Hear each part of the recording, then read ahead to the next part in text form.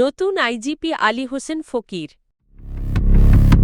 রাষ্ট্রপতি ও কালের কণ্ঠের বক্তব্যে জুলাই ঐক্যের প্রতিবাদ। বিএনপি সব জায়গায় বিনা ভোটের মেয়র দিচ্ছে, আসিফ মাহমুদ। প্রধানমন্ত্রীর সভাপতিত্বে ফ্যামিলি কার্ড বিষয়ক সভা। ৫ আগস্টের পর হয়রানির উদ্দেশ্যে হাজার হাজার আসামি করা হয়েছে, স্বরাষ্ট্রমন্ত্রী। পুলিশের অতিরিক্ত আইজিপি ও আর্মড পুলিশ ব্যাটালিয়নের এপিবিএন প্রধান মো. আলী হোসেন ফকিরকে পদোন্নতি দিয়ে দেশের নতুন পুলিশ মহাপরিদর্শক আইজিপি হিসেবে নিয়োগ দিয়েছে সরকার। মঙ্গলবার ২৪শে ফেব্রুয়ারি স্বরাষ্ট্র মন্ত্রণালয় থেকে জারি করা এক প্রজ্ঞাপনে এই নিয়োগের তথ্য জানানো হয়। মো. আলী হোসেন ফকির বিসিএস, পুলিশ ক্যাডারের ১৫তম ব্যাচের সদস্য। তার বাড়ি বাগেরহাট জেলায়।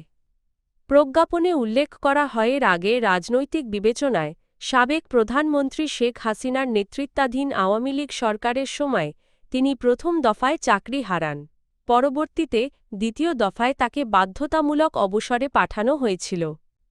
নতুন আইজিপি হিসেবে দায়িত্ব গ্রহণের মধ্য দিয়ে পুলিশের শীর্ষ নেতৃত্বে একটি গুরুত্বপূর্ণ পরিবর্তন এলো বলে মনে করছেন সংশ্লিষ্টরা। রাষ্ট্রপতি মোহাম্মদ সাহাবুদ্দিনের একটি সাক্ষাৎকার ও তা ঘিরে প্রকাশিত ভিডিও কন্টেন্টে নিজেদের নাম জড়ানোকে সংঘবদ্ধ মিথ্যাচার আখ্যা দিয়ে তীব্র নিন্দা ও প্রতিবাদ জানিয়েছে জুলাই ঐক্য। মঙ্গলবার ২৪শে ফেব্রুয়ারি দুপুরে সংবাদ মাধ্যমে পাঠানো এক বিবৃতিতে সংগঠনটি জানায় যে ঘটনার সঙ্গে তাদের সম্পৃক্ততার ইঙ্গিত দেওয়া হয়েছে। সে সময় জুলাই ঐক্যের অস্তিত্বই ছিল না।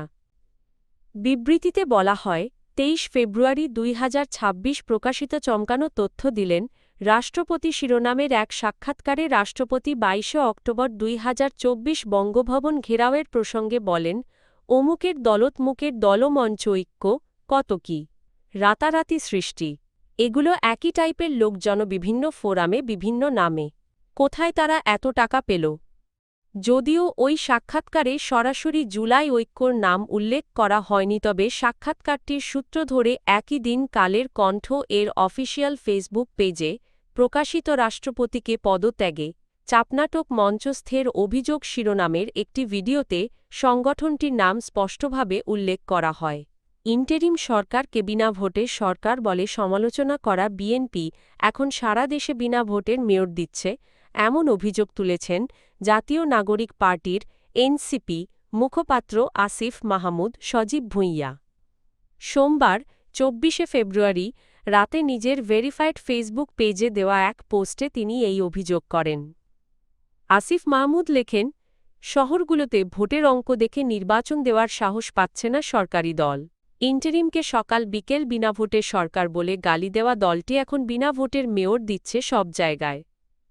তিনি আরও লেখেন, আপকামিং বিনা ভোটের উপজেলা চেয়ারম্যান বিনা ভোটের, ইউপি চেয়ারম্যান বিনা ভোটের, মেম্বার বিনা ভোটের, ওয়ার্ড কাউন্সিলর। প্রধানমন্ত্রী তারেক রহমান এর সভাপতিত্বে ফ্যামিলি কার্ড চালু সংক্রান্ত একটি সভা অনুষ্ঠিত হয়েছে। মঙ্গলবার ২৪শে ফেব্রুয়ারি দুপুর ১২:৩০টায় বাংলাদেশ সচিবালয় মন্ত্রিপরিষদ বিভাগের সম্মেলন কক্ষে এই সভা অনুষ্ঠিত হয়। প্রধানমন্ত্রীর অতিরিক্ত প্রেস সচিব আতিকুর রহমান রুমন সভার বিষয়টি নিশ্চিত করে জানান, নির্বাচনী অঙ্গীকার অনুযায়ী ফ্যামিলি কার্ড কর্মসূচি বাস্তবায়নের লক্ষ্যে এ সভা আয়োজন করা হয়েছে। এর আগে দিনের শুরুতে প্রধানমন্ত্রী দেশের প্রধান সমুদ্রবন্দর চট্টগ্রামের নিউমুরিং কন্টেইনার টার্মিনালের ব্যবস্থাপনা ও উন্নয়ন বিষয়ে একটি গুরুত্বপূর্ণ নীতি নির্ধারণী বৈঠকে অংশ নেন। সকাল 10:30টায় শুরু হওয়া ওই বৈঠকে প্রধানমন্ত্রীর সঙ্গে উপস্থিত ছিলেন অর্থমন্ত্রী, নৌ পরিবহন মন্ত্রী, আইনমন্ত্রী এবং বাংলাদেশ বিনিয়োগ উন্নয়ন কর্তৃপক্ষের বিডা চেয়ারম্যান তারা চিহ্ন আশিক চৌধুরী তারা চিহ্ন সহ সংশ্লিষ্ট দপ্তরের ঊর্ধ্বতন কর্মকর্তারা। এর আগে সকাল ৯টায় প্রধানমন্ত্রী তারেক রহমান সচিবালয়ে প্রবেশ করেন এবং আনুষ্ঠানিকভাবে দিনের প্রশাসনিক কার্যক্রম শুরু করেন। ২০২৪ সালের ৫ আগস্টের পর হয়রানির উদ্দেশ্যে বহু সুবিধাবাদী মামলা দায়ের করা হয়েছে বলে মন্তব্য করেছেন স্বরাষ্ট্রমন্ত্রী সালাহ উদ্দিন আহমদ। মঙ্গলবার ২৪শে ফেব্রুয়ারি দুপুরে সচিবালয়ে স্বরাষ্ট্র মন্ত্রণালয়ে সাংবাদিকদের সঙ্গে আলাপকালে তিনি বলেন ৫ আগস্টের পর এমন অনেক মামলা হয়েছে যেখানে শত শত এমনকি হাজার হাজার মানুষকে আসামি করা হয়েছে।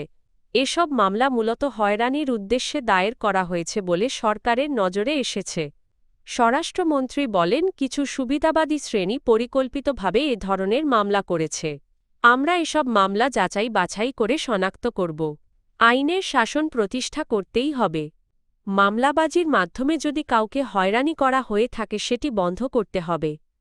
মামলা প্রত্যাহার প্রসঙ্গে এক প্রশ্নের জবাবে তিনি জানান, প্রত্যাহারের আওতায় হত্যা, মাদক এবং নারী ও শিশু নির্যাতন সংক্রান্ত মামলাগুলো রাখা হয়নি। এছাড়া অন্যান্য রাজনৈতিক ও হয়রানিমূলক মামলাগুলো পর্যালোচনা করা হয়েছে।